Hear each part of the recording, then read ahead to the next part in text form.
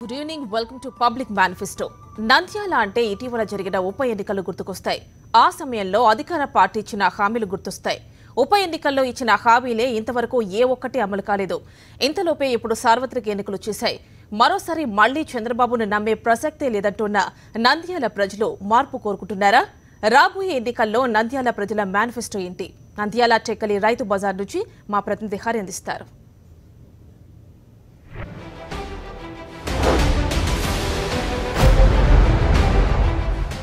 నమస్తే తెలుగువారి మనసాక్షి సాక్షికి స్వాగతం. ప్రస్తుతం మనం నంద్యాల పట్టణం టెక్కిలి రైతు బజార్ సమీపంలో ఉన్నాం. నంద్యాల అని మాట్లాడితే ఇటీవల జరిగిన బై ఎలక్షన్స్ గుర్తొస్తాయి. ఉప ఎన్నికల్లో ఇచ్చిన హామీలు గుర్తొస్తాయి. హామీలు ఎంతవరకు నెరవేర్చారు అనే ప్రజలు అడిగే ప్రశ్నలు గుర్తొస్తాయి. మరి వాటికి సమాధానాలు ప్రభుత్వాల దగ్గర ఉన్నాయా? ఉంటే కనుక వాళ్ళు ఏం చేశారు, వీళ్ళు ఏం అడుగుతున్నారు?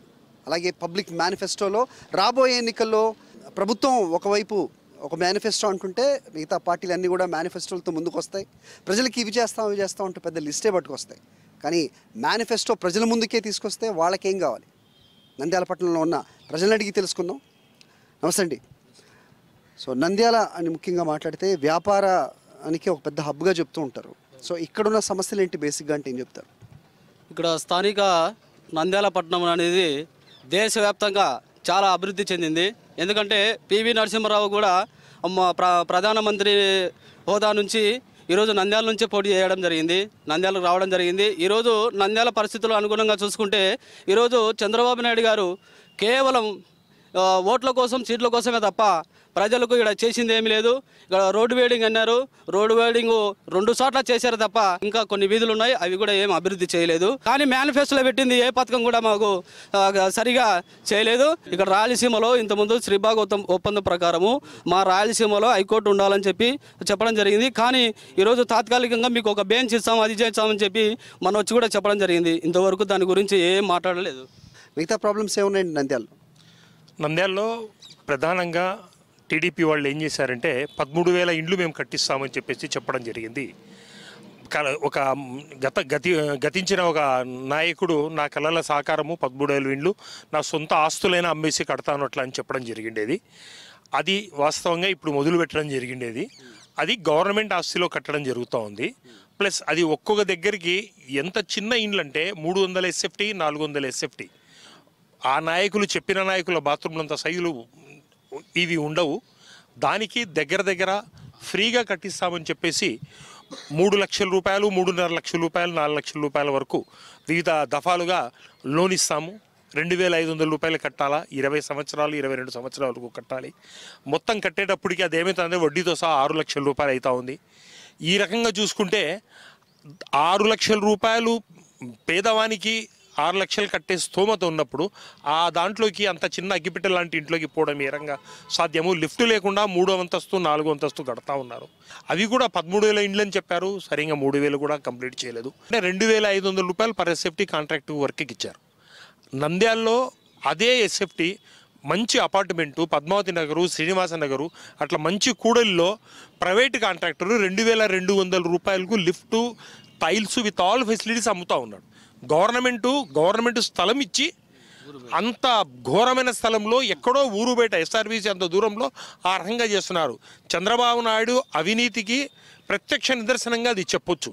ఈ రకంగా చేస్తూ ఉన్నారు. వాళ్ళు ఎప్పుడు కంప్లీట్ చేస్తారో తెలియదు. ప్రజలను కన్ఫ్యూజ్ పెట్టడము, మేము అన్నం పెడతాము, ఇది చేస్తామని చెప్పడము, పేదవాళ్ళ అమాయకత్వాన్ని వాళ్ళు క్యాష్ చేసుకోవడము, మేము ఇంత డబ్బులు ఇస్తాము ఫ్రీగా కట్టండి అని చెప్పడము, అప్లికేషన్ 1000 రూపాయలు తీసుకోవడము, దానికి కమిషన్ తీసుకోవడము, అన్ని రకాల మోసపుచ్చడం తప్ప చంద్రబాబు నాయుడు నంద్యాలలో ఏది చేయడం లేదు. ప్రజలకు ఇప్పుడిప్పుడే లోన్లు అప్లికేషన్ పెడితే తెలుస్తూ ఉంది. ప్రజలు రాబోయే ఎలక్షన్స్లో వాళ్లకు సరైన గుణపడడం చెప్తారని చెప్తున్నాను నేను. రైతులకు ఇచ్చిన హామీలేంటి? రైతుకి ఇచ్చిన హామీలు నెరవేర్చారా? రైతులకు కావాల్సింది ఏంటి అంటే ఏం చెప్తారు? చంద్రబాబు నాయుడు రుణమాఫీ చేస్తూ 1,50,000 పెట్టాడండి. 1,50,000 పెడుతూ కనీసం అంటే మొత్తం టోటల్గా రుణమాఫీ మీ ఇంటికి చేరుతుంది, మొత్తం ఏముండదు బ్యాంకులలో మీ పేరిట అని చెప్పేసి మహానుభావుడు అధికారంలోకి వచ్చిన తర్వాత స్కేల్ ఆఫ్ ఫైనాన్స్ అంటే ఎంత భూమి ఉంటే అంతే రుణం పోతుంది, అంత తప్ప ఎక్కువ పోదు. 1,50,000 పోదు. ఎకరంటే 30,000 పోతుంది, 2 ఎకరాలు ఉంటే 60,000 అవుతుంది. స్కేల్ ఆఫ్ ఫైనాన్స్లో సగం కోసినాడు మట్టసంగా.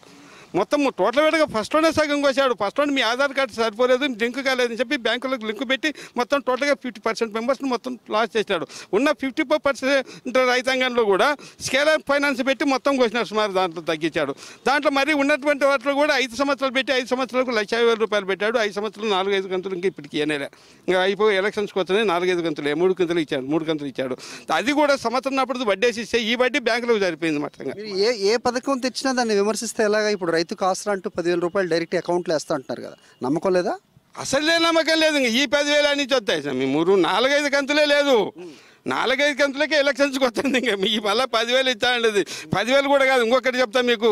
ఈయన ఇచ్చే 10,000 ఎప్పుడు ఇస్తాడో నాకు తెలియదు, కానీ జొన్నకు మొత్తం టోటల్ రేటుగా 200 రూపాయలు ఇస్తాను, పర్ బ్యాగ్ ఇచ్చుకోవడం 200 ఇస్తానని ఒక రైతుకు 100 క్వింటాల కాడికి 20,000 రూపాయలు ఇస్తామని ఆశ పెట్టాడు మహానుభావుడు. ఇంకొకటి చెప్పమంటారా మీకు, మొత్తం నేను మళ్ళీ ఎవరైనా రుణమాఫీ జరగని రైతాంగం అంతా కర్నూలు రండి, కలెక్టరేట్లో మళ్ళీ ఫారాలు ఇవ్వండి అని చెప్పేసి ఒక సంవత్సరం కింద పెడితే కొన్ని వేల మంది ఉన్నారు కలెక్టర్ ఆఫీస్లో రుణమాఫీ జరిగిన రైతులు. ఇంకా ఎవరు నమ్ముతారు? అందుకే ఇప్పుడు రుణమాఫీ అంటే మోవాడు రుణమాఫీ నోరెత్తడం లేక ఇప్పుడు రుణమాఫీ అంటే నమ్మరని చెప్పి మానుకొని ఇవి 10,000 వచ్చి 5,000 వచ్చి ఎవరికి బిచ్చగానికి వేసినట్టుంది మహానుభావుడు. ఇచ్చిన ఒకటి ఇవ్వకుంటే సార్ ఒక్క ముక్క చెప్తాను మహానుభావుడు, నేనేమంటే అనుగుర్తుగానే పొరపాటు మాట్లాడాను. నేను ఎప్పటికి కూడా ఒక్క మాట చెప్తాను సార్. ఈ గతంలో ఈయన చేసినటువంటి 9 సంవత్సరాలు కానీ ఇప్పుడు చేసినటువంటి 5 సంవత్సరాలు కానీ మొత్తం 14 సంవత్సరాల్లో వర్షాలు పడినటువంటి గతే లేదు. వాస్తవంగా చెప్పాలనుకుంటే నేను ఒక ముక్క చెప్పాలనుకుంటే జనరల్గా నాలెడ్జ్ ఉన్నటువంటి వాడు ఎవడు కూడా ఒక నాయకుని మీద వర్షం పడకపోతే నాయకునికి వర్షానికి ఏం సంబంధం లేదు నాలాంటి వాడు అనుకోవచ్చులే, కానీ మొత్తం 70% ఫార్మర్స్ని ఊర్లో పోయి ముసలిని అడుగు వీడు కాలు పెడితే వాడలేదంటున్నారు. నేనేం చెప్తూ వాళ్ళ నోరు ముయించగలుగుతానా? ఈ మంచి మళ్ళీ అధికారంలోకి వచ్చి మనకైతే ఇంతే అంటున్నారు. ఈయన చేయాలనుకుంటే ఈ సంవత్సరం దాదాపు కనీసం కొన్ని వేల ఎకరాల్లో పంట నిలబడిపోయినారు సార్. వర్షం లేకుండా అసలు విత్తనం లేకుండా పొలం నిలబడిపోయిన పొలం ఉంది. ఆ రైతాంగానికి న్యాయం చేయమండి సార్. ఇస్తాన్న ట్రాక్టర్ల గురించి ప్రస్తావించారా? వాళ్ళకే పోతున్నాయి ట్రాక్టర్లు, ఎవరికి ఇస్తాడు? ఈ నంద్యాల ఎన్నిక ఒక ముక్క చెప్పాలనుకుంటే సార్, మన ఈశ్వరరెడ్డి గారి దగ్గర కూడా పోయా నేను. ఈశ్వరరెడ్డి గారి దగ్గర పోతే ఒక మాట కూర్చొని ఒక మాట మాట్లాడుతూ ఎలక్షన్స్ వచ్చే ఎలక్షన్స్ ఎట్టుంటాయంటే వచ్చే ఎలక్షన్స్ ఏమో జగన్మోహన్ రెడ్డి వచ్చేటట్టుంటారు సార్ అని అంటే అది నమ్మకంగా అదే కనపడుతుంది. పోయినా మీరు ఇంతకుముందు కూడా చూసినారు కదా ఎలక్షన్ ఏంటి, అది ఎలక్షన్ కాదు దాన్ని ఎలక్షన్ అంటారా? ఎలక్షన్గా నేను ఒప్పుకోలేదు పోయినా అని అంటున్నాడు. 2,000 1000కి 2,000 3 మాటలకు తిరిగినాడు మహానుభావుడు చంద్రబాబు నాయుడు. 3 మాటలు నంద్యాలకు అవసరమా? మంత్రులంతా ఈయన కూర్చొని 1000కి 2,000 ఇస్తూ 10 ఓట్లు ఉంటే 20,000 ఇచ్చి 20కి మళ్ళీ 10 ఓట్లు ఉన్నట్టుకు మళ్ళీ 10,000 30,000 మళ్ళీ 10,000 అదనంగా ఇచ్చి ఓట్లు వేసుకున్నటువంటి సంఘటన నంద్యాలలో కూడా ఎట్లా? ఈ డబ్బు ప్రవాహం అనేది ఏ ఎన్నికల్లోనే ఉంటుంది, ఇప్పుడు ఇంకా ఎక్కువ ఉండబోతుంది. ఏం జరగబోతుంది ఇప్పుడు రాబోయే ఎలక్షన్? నమ్మరు మళ్ళీ అసలు ఈ రోడ్ల విషయంలో కూడా సార్ ఒక్క ముక్క చెప్పాలనుకుంటే నంద్యాలలో కనుక రోడ్లు పడగొట్టకపోతే ఓట్లు రావు. రోడ్లు పగలగొట్టినాకనే ఓట్లు వస్తాయని పడగొట్టినారు, ముందే పడగొట్టుకున్నారు. దీన్ని చేసే ఓట్లు వేస్తారు. ఎందుకు ఓట్లు వేస్తారంటూ దాన్ని కూడా క్లారిటీ ఇస్తారు.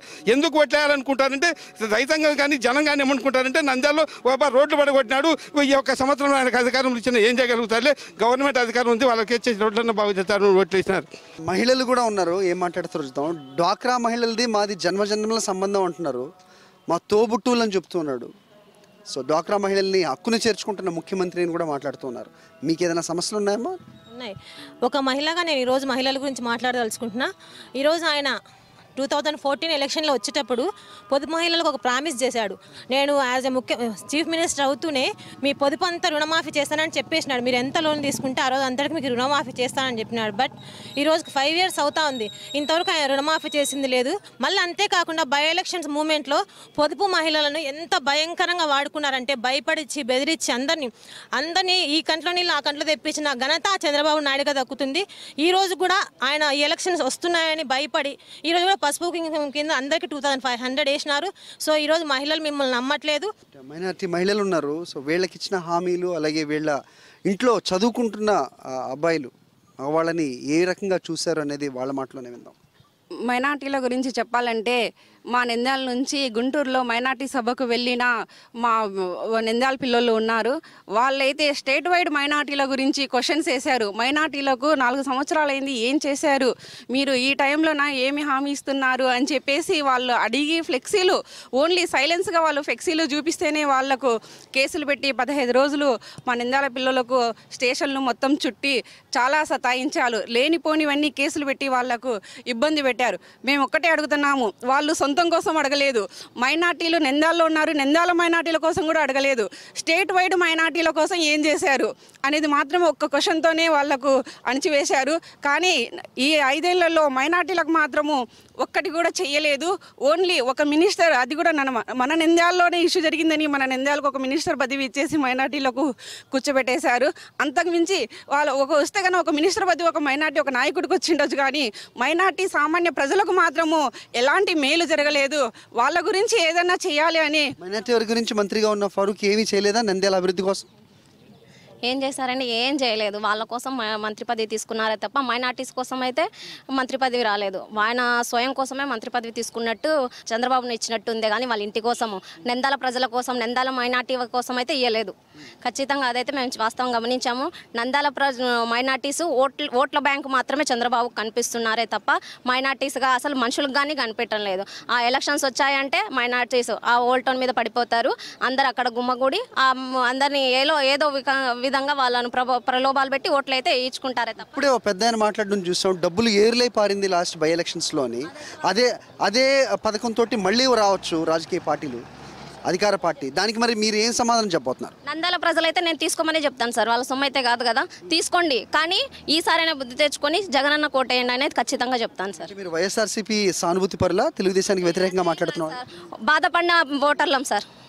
ఇక్కడ నంద్యాల ప్రజలం, మేము బాధపడిన ఓటర్లము, మోసపోయిన ఓటర్లము. యువకులు ఉన్నారు, వీళ్ళేం చెప్తారు? నంద్యాల అభివృద్ధి జరిగిందా జరగలేదా అంటే ఏమంటారు?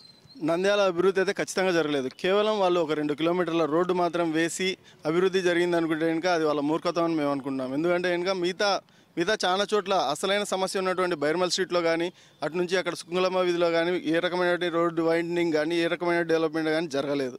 కేవలం నువ్వు 2 కిలోమీటర్లు మాత్రం కొడితే అదేం లాభం లేదు. పక్కన పోనీ నువ్వేమన్నా రైతులకు కానీ ఇంకోలకు కానీ ఏమైనా చేసినావంటే నువ్వు చేసింది ఏం లేదు.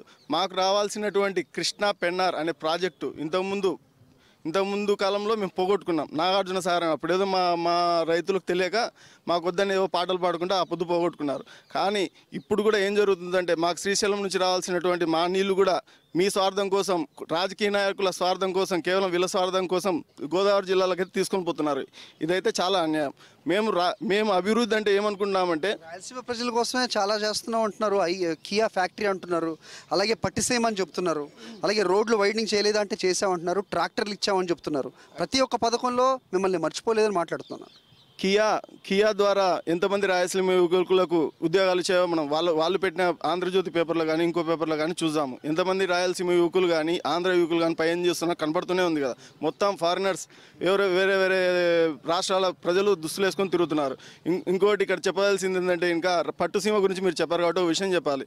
పట్టుసీమ నుంచి మన కర్నూలు డిస్టిక్లో కానీ, అనంతపురం డిస్టిక్లో కానీ, మా చిత్తూరు డిస్టిక్లో, ఈ 4 డిస్టిక్లలో, రాయలసీమ డిస్టిక్లో ఎక్కడైనా ఒక ఎకరం తడిచిందేమో కానీ చూపించాల్సిందని నేను కోరుకుంటున్నాను. ఏ రకమైనటువంటి ఒక నీటి చుక్క కూడా మా సైడ్ అయితే రాలేదు. కేవలం మాకు రావాల్సిన నీళ్లు, మా సొంత నీళ్లు, మీరు ప్రాజెక్టులు, మీరు మా డ్యామ్లు హైట్ లేపి మీరు అవతలు తీసుకుపోతున్నారు, కానీ మా నీళ్ళని మాత్రం మాకు ఇవ్వడం లేదు. ఇదైతే మేము ఖచ్చితంగా చెప్పదలుచుకున్నాం. కనీసం మీరు ధరల స్థిరీకరణ కనేసి 5,000 కోట్ల రూపాయలు పెట్టారు. ఎంతవరకు మీరు ధరల స్థిరీకరణ చేశారు? చేయలేదు. మేము అనుకుంటుండేది ఏంటంటే ఇంకా యాక్చువల్గా సీఎం చంద్రబాబు నాయుడు గారు అయితే చాలా మంచోడండి. యాక్చువల్గా ఏమవుతుందంటే ఇంకా ఇక్కడ ఆయనకు అల్జీమర్స్ అనే ఒక జబ్బు ఉంది. అంటే హీఈస్ మెంటల్లీ నాట్ ఓకే అనమాట. అలా అనకూడదండి. ముఖ్యమంత్రిని అలా అంటారు మీరు? ఖచ్చితంగా అండి. ఇప్పుడు మర్చిపోయి నేను అన్నీ చేసేసాను. ఇప్పుడు 2 సంవత్సరాల క్రితం మనము ప్రత్యేక హోదా అని మనం ఉద్యమాలు చేసేటప్పుడు ఆయన ఏమన్నాడు, ఏ స్టూడెంట్ కానీ ఏ యువకుడు కానీ ప్రత్యేక హోదా అనే ఉద్యమం చేస్తే పీడీ యాక్ట్ పెట్టి జైలులో పెట్టిస్తా అన్నాడా లేదా? మీరే చెప్పండి. అన్నాడు కదా. మళ్ళీ ఈరోజు ప్రజల మెమరీ చాలా షార్ట్గా ఉంటుంది, అన్ని గుర్తుపెట్టుకోకూడదు. మీరు మీకు అదే అది మా మెమరీ షార్టే అండి. కానీ మా మెమరీ షార్ట్ అని ఆయన అనుకుంటున్నాడు.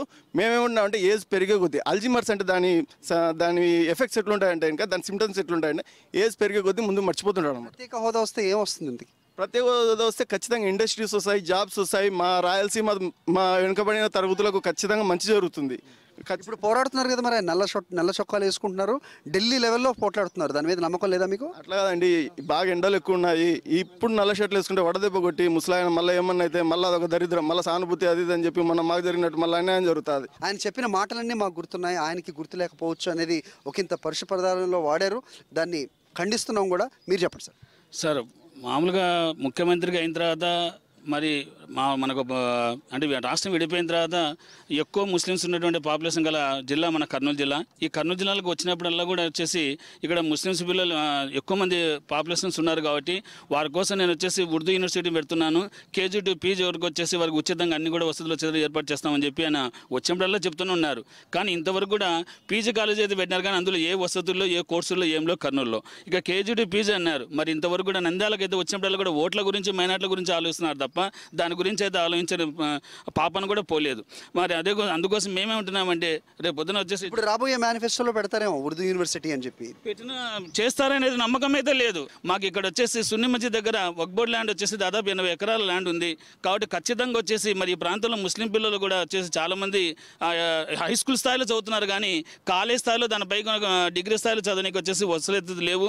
కాబట్టి ఖచ్చితంగా కేజీ టు పీజీ వచ్చేసి మా నంద్యాలలో ఖచ్చితంగా వచ్చేసి ఈ యొక్క ఉర్దూ కాలేజీని వచ్చేసి ఏర్పాటు చేయాలని చెప్పి మీడియా సందర్భం కూడా నేను కోరుతున్నాను సార్. ఈ యొక్క మైనార్టీలకు ఒక మంచి చేసిన వాళ్ళు అవుతారు. విద్యలో కూడా వచ్చేసి డెవలప్మెంట్ చేయడానికి మంచి అవకాశం ఉంటుంది. కాబట్టి ఈ అవకాశం కూడా ఖచ్చితంగా ఈ ప్రజలు కల్పించాలని చెప్పి మేము కోరుతున్నాం సార్. చెప్తారండి పబ్లిక్ మేనిఫెస్టో లాగా మీ వద్దకే మేనిఫెస్టో తీసుకొస్తే నంద్యాల ప్రజలకి ఏం కావాలని మీరు కోరుకుంటారు? ముఖ్యంగా నంద్యాల ప్రజలకు చూసుకుంటే నంద్యాలలో మైనార్టీస్ ఎక్కువ. మైనార్టీస్లో మరి విద్యా అర్హత లేని వాళ్ళే ఎక్కువ ఉంటారు. మరి మనకు ఇక్కడ ప్రతి ఒక్కళ్ళు కూడా మరి సైకిల్ షాప్లో చూసుకున్నా, బండ్లు పళ్ళ అంగళ్ళు చూసుకున్నా, ప్రతి ఒక్కళ్ళు టీ అంగడిలో చూసుకున్నా మా పిల్లలు ఉంటారు. ఈరోజు మీరు బై ఎలక్షన్లో వచ్చినప్పుడు మేము రోడ్లు విస్తరణ చేస్తాము, అది చేస్తాము, ఇది ముక్కు పొడగలు ఇచ్చినారు. ఒక్కొక్కరికి ప్రతి ఒక్కరికి 10,000 డబ్బులు ఇచ్చినారు, లేకుంటే పింఛన్ తీసేస్తామన్నారు. అన్నీ చెప్పి కళ్ళమల్లి మాటలు చెప్పి వాళ్ళు ఓట్లు వేయించుకొని బై ఎలక్షన్లో గెలిచినారే తప్ప ప్రజలకు ఏం చేసినారు అనేది ఒకసారి ఆలోచన చేసుకుంటే ముస్లింలకు ఏదైనా చేశారా అని చెప్తే ఏం చేయలేదు. 600 హామీలు ఇచ్చినారు. మీకు మేనిఫెస్టో ఉంది, 600 హామీలు ఇచ్చినారు కదా, మీరు దాంట్లో నుంచి అమలు చేయొచ్చు కదా. జగన్మోహన్ రెడ్డి గారు సంవత్సరం కిందట ప్రకటించిన పథకాలను తీసుకొని రోజు ఒకటి చొప్పున ఇప్పుడు పింఛన్లు కాపీ కొట్టినారా, మళ్ళీ రైతుల్లో చెప్పినారా, మళ్ళీ ఆటోలో చెప్పినారా, మళ్ళీ ట్రాక్టర్లో చెప్పినారా రైతులకు, ఇలా అన్ని జగనన్నవే. మీకు 9 పథకాలు జగనన్న ఎవరి పథకాలు అయితే ఏంటి ప్రజలకి మేలు చేస్తుంది కాబట్టి పర్లేదు అనుకోవచ్చు కదా. అంటే నువ్వు చెప్పినది ఉంది కదా, రైతులకు రుణమాఫీ అన్నావు, డాక్రా మహిళలకు రుణమాఫీ అన్నావు, ఏమి ఇవల్ల చేసినారు. సంపూర్ణంగా బేషరతుగా మాఫీ చేస్తానన్నావు ఆ రోజు నేను ముఖ్యమంత్రి అయితే బేషరతుగా మాఫీ చేస్తానన్నావు. మళ్ళీ తర్వాత విడతల వారిగా ఏమన్నా మాఫీ చేసినారా? మరి ప్రజలు ఎంత ఇబ్బంది పడుతున్నారు. చంద్రన్న కానుకలు వస్తున్నాయి కదా. చంద్రన్న కానుకలు సంవత్సరానికి 2 సార్లు వస్తున్నాయండి. దసరాకు ఒకటి, సంక్రాంతికి ఒకటి, క్రిస్మస్కు క్రిస్టియన్స్కు, ముస్లిమ్స్కి వచ్చి రంజాన్కి వస్తున్నాయి. అవి తప్పనిచ్చి నిజంగా కానుకలు చంద్రబాబు గారు ఏమైనా ఇచ్చారా అని మేము చంద్రబాబు గారిని ఈ మీడియా ద్వారా అడగదలుచుకున్నాము.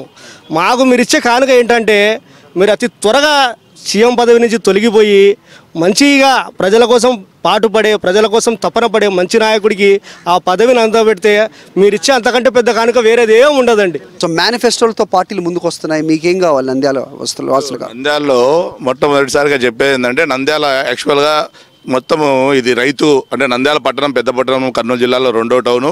అలాగే చుట్టూ రైతులు ఉన్నారు. నంద్యాల పట్టణం కూడా రైతుల మీద ఆధారపడి ఎక్కువ వ్యాపారాలు కానీ ఇంకోటి కానీ రైతుల మీద ఆధారపడి జరుగుతుంటుంది. ఇది సీడ్ హబ్బు. ఎప్పుడో పివి నరసింహారావు గారి టైంలో ఇక్కడ నేషనల్ సీడ్స్ కార్పొరేషన్ వచ్చింది. బొజ్జాంకర్ రెడ్డి గారు టోటల్గా నేషనల్ సీడ్స్ కార్పొరేషన్ చైర్మన్గా కూడా పనిచేశాడు. బై ఎలక్షన్ వస్తానే చంద్రబాబు నాయుడు ప్రభుత్వం అంతా సర్దుకొని ఇక్కడే 30 రోజులు మొత్తం మంత్రులు, ఐఏఎస్ ఆఫీసర్లు అందరూ ఇక్కడే ఉండి ఆ రోజు ఇచ్చిన హామీల్లో నంద్యాలను సీడ్ హబ్గా చేస్తాను, ఇక్కడ అది చేస్తాను చెప్పాడు. ఏమీ చేయలేదు. ఇది ఒకటి కాకుండా కామన్గా రైతుల ప్రాబ్లం ఏంటంటే ఈరోజు రైతుకు ఏ ధర గిట్టుబాటు ధర లేదు. జగన్మోహన్ రెడ్డి గారు ఆల్రెడీ చెప్పారు రైతులకు స్థిరీకరణ నిధి ఇవ్వాలి అని. రైతు మీద ఎలాంటి ఆలోచన లేదు. ఎందుకంటే మొదటి నుంచి చంద్రబాబు నాయుడు రైతు వ్యతిరేకి. ఇంకోటి ఏంటంటే ఆయన ప్రభుత్వంలో కరువు ఆటోమేటిక్గా వస్తుంది. అది ఎందుకంటే అది ఆయన కరువు కవల పిల్లలు అని చెప్పేసి మన రాజేంద్రనాథ్ రెడ్డి గారు చెప్పారు. ఆ కరువు వస్తే ఆ కరువులో రైతులను ఆదుకోవాలనే ఆలోచన ఎప్పుడు లేదు. ఆయన ఎంతసేపున సింగపూరు తర్వాత ఇంకోటి మలేషియా, ఆయనకి ఎప్పుడు ఏంటంటే వేరే అక్కడికి పోతే ఏదో వాళ్ళతో లావాదేవీలు పెట్టుకుంటే డబ్బు వస్తుంది, రైతులతో పెట్టుకుంటే డబ్బు రాదు. అభివృద్ధి గురించి కూడా అంటున్నారు కదా. హైకోర్టు అక్కడ తాత్కాలిక భవనం కట్టినప్పటికీ ఒక బెంచ్ని మాత్రం నంద్యాలలో ఏర్పాటు చేస్తామని చెప్తా ఉన్నారు. దాని మీద నమ్మకం లేదా మీకు? ఇప్పుడు మాకు ఆయన అంటే చంద్రబాబు నాయుడు హామీల మీద ఎప్పుడు నమ్మకం లేదు. ఎందుకంటే అవి నీటి బుడగలు లాంటివి. ఆయన ఏంటంటే ఇప్పుడుకి ఒకటి సెక్రటేరియట్ 5 సంవత్సరాలు వస్తే అమరావతి అని ఆయన ఏదో కలగని నా స్వప్నము అమరావతి అన్నాడు. చాలా మంచిదే, ఎందుకంటే రాజధాని లేకపోవడం అనేది మనం ఇంతవరకు చేసుకునే దౌర్భాగ్యం, ఒక పట్టణం లేకపోవడం. 5 సంవత్సరాల్లో ఒక్క శాశ్వత భవనం కట్టలేకపోయినోడు ఇంకా ఇవన్నీ చేస్తాడంటే నమ్మశక్యం కాలేదు. 40 ఏళ్ల అనుభవం ఉంది దాన్ని కూడా నమ్మరా మీరు? ఇప్పుడు ఎందుకంటే ఆయన చాలా మేధావి అనుకుంటాడు. ఆయన మేధావి కాదని రాజశేఖర రెడ్డి గారు ప్రూవ్ చేశారు. ఎందుకంటే ఒక వ్యక్తి మేధావి కాదనేది అతనికి ఆయన పెద్ద వ్యక్తి వచ్చినప్పుడే తెలుస్తుంది. రాజశేఖర రెడ్డి గారు పెట్టిన పథకాలన్నీ అంతకుముందు ఆయన అవహేళన చేశాడు. ఉచిత విద్యుత్ అంటే బట్టలు ఆరేసుకోండి అన్నాడు. తర్వాత ఆయన ఏమి చేస్తున్నాడు రాజశేఖర రెడ్డి, అంతకుముందు ఆయన అవహేళన చేసి ఇవన్నీ కాదు అన్నాడు. కానీ అవన్నీ చేసి రాజశేఖర రెడ్డి గారు చిరస్థాయిగా నిలబడిపోయాడు. కాబట్టి చంద్రబాబు నాయుడు ఎప్పుడు ఆయనదేదో విజన్ ఆయన విజన్ అంతంతే. ఆయనకు, ఆయన కుటుంబానికి, మనవలకు మనవరాలకు అంతా కావాల్సినంత సంపాదించుకోవడం ఆయన విజన్, కానీ మిగతా ఏం కాదు. విజన్ అంటే ఒక రాజశేఖర రెడ్డిదే విజన్.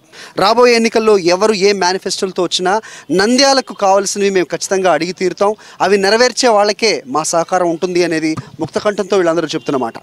ఈ ప్రభుత్వం వల్ల ముఖ్యంగా రాయలసీమకు చాలా అన్యాయం జరుగుతుంది. శ్రీబాగ్ ఉడంబిక ప్రకారం రాయలసీమకు రాజధాని అయితే కోస్తాకు హైకోర్టు, కోస్తాకు రాజధాని అయితే రాయలసీమకు రాజధాని రావాలనేది ఇది ఉడంబడిక. దాన్ని పూర్తిగా తప్పినాడు. కనీసం హైకోర్టు అన్న ఇవ్వండి అయ్యా అని చెప్తే అది కూడా ఇవ్వకుండా ఇప్పుడేదో బెంచ్ పెడుతున్నాడో అది కూడా నమ్మకం లేదు. కాబట్టి ప్రతి విషయంలో మాట తప్పి ప్రత్యేక హోదా వద్దంటాడు, మళ్ళీ కావాలంటాడు, ప్యాకేజ్ కావాలంటాడు, ఇప్పుడు మళ్ళీ ప్రత్యేక హోదా అంటాడు. కాబట్టి ఆయన మాట మీద నమ్మకం లేదు. మొన్న బై ఎలక్షన్లలో కూడా కేవలం అవి బై ఎలక్షన్స్, ఈ ప్రభుత్వంలో వేరే వాళ్ళు గెలిస్తే అభివృద్ధి జరగదనే ఉద్దేశంతో ఇక్కడ ఓట్లు వేసినారు. కానీ ఇప్పుడు 2000 కాదు కదా 5000 వేసినా కూడా ఎవరు ఓటు వేయడానికి సిద్ధంగా లేరు నంద్యాల ప్రజలు. షుగర్ ఫ్యాక్టరీ సమస్య అనేది ఇక్కడ ఎప్పటి నుంచో ఉంది. ఆ సమస్య తీరిందని కొంతమంది అంటుంటారు. అసలు ఏం జరిగిందో తెలియని వాళ్ళే చాలా ఎక్కువ. ఏం జరిగింది అక్కడ, ఏంటి సమస్య? షుగర్ ఫ్యాక్టరీ 2001 వరకు కోఆపరేటివ్ రంగంలో నడిచింది సార్.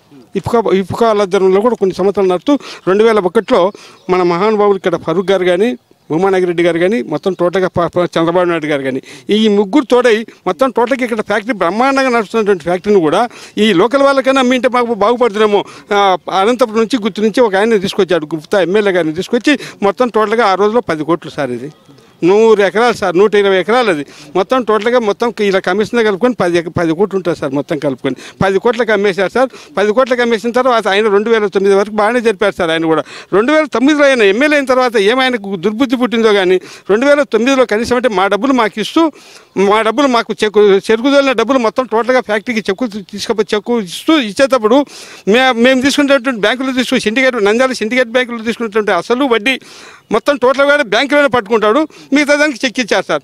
గతంలో జరుగుతున్నటువంటి వ్యవస్థ ఏంటంటే సిండికేట్ బ్యాంక్ చెక్కు తీసుకుపోతే అకౌంట్ సెక్షన్ పోతే ఆ బ్యాంకులో ఆ అసలు వడ్డీ పట్టుకొని మిగతా డబ్బులు మాకు ఇచ్చేవాళ్ళు సార్. కానీ ఈయన అధికారంలోకి వచ్చే ఎమ్మెల్యే అయిన తర్వాత గుప్తా గారు ఎమ్మెల్యే గారు అయిన తర్వాత ఈయన ఫ్యాక్టరీలో పట్టుకుంటున్నారు సార్. మా డబ్బులు అసలు వడ్డీ పట్టుకొని మిగతా డబ్బులు చెక్ ఇచ్చేవాడు.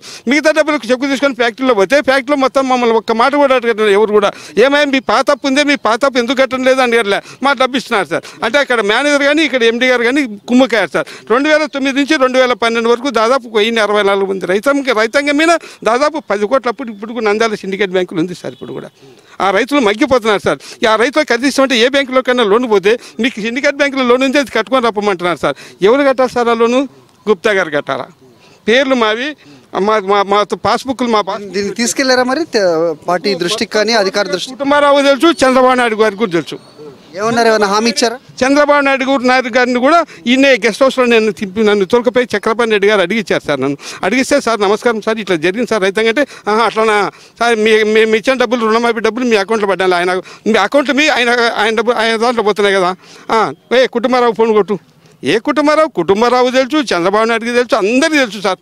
మొత్తం అందరినీ తిరిగి సాలై నెలకుండా పండుకున్నాం. ఏం చేస్తాం? టీచర్ సమస్యలు అని చెప్తున్నారు, ఏంటండి? టీచర్లకు ఒక డిఏలోను సరిగా ఇవ్వలేదండి. తర్వాత పెన్షనర్లకైతే అసలు డిఏని ఎగనామం పెట్టినాడు. ఇప్పుడు చాలా మళ్ళీ ఇప్పుడు ఏమంటున్నాడంటే ఐఆర్ ఇస్తా అంటున్నాడు. అది ఎప్పుడో ఇచ్చేయారు, ఏదో ఏప్రిల్ నెలలో మంజూరు చేసి జూన్ నెల నుంచి అది డబ్బులు ఇస్తాము అని అంటున్నాడు. ఇది నమ్మశక్యంగా లేదు. ఇంకోటి ఏంటంటే 20% ఇస్తామంటున్నాడు.